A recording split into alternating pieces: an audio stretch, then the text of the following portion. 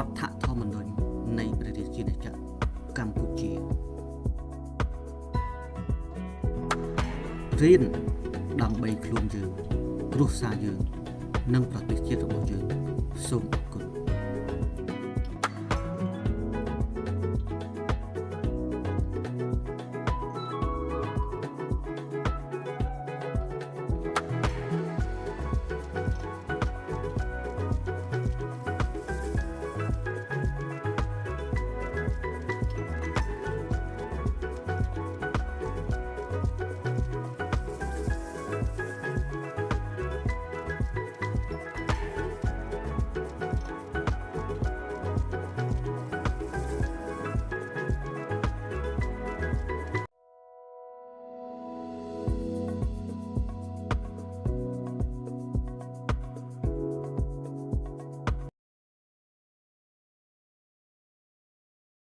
ទង់ជាតិនៃព្រះរាជាណាចក្រកម្ពុជា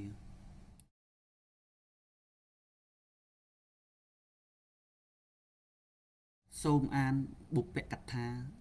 នៃរដ្ឋធម្មនុញ្ញនៃព្រះរាជាណាចក្រកម្ពុជាដូចតទៅ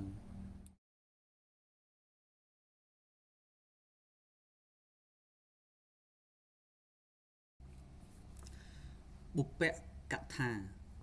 យើងប្រជារាស្ត្រខ្មែរដែលធ្លាប់មានអរិយធម៌ឧត្តមឧត្តម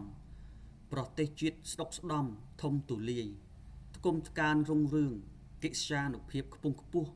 ភ្លឺចែងចាំងដោយពេជ្រពុនរាយបានធ្លាក់ខ្លួនដល់សែនរន្ធត់ក្នុងអំឡុង2ទសវត្សរ៍ចុងក្រោយនេះឆ្លងកាត់ទុក្ខសោកវិនិច្ឆ័យអន្តរាយទ្រុឌទ្រោមអោនថយមហាសោកស្ដាយបានភ្ញាក់រលឹកក្រោកឈរឡើង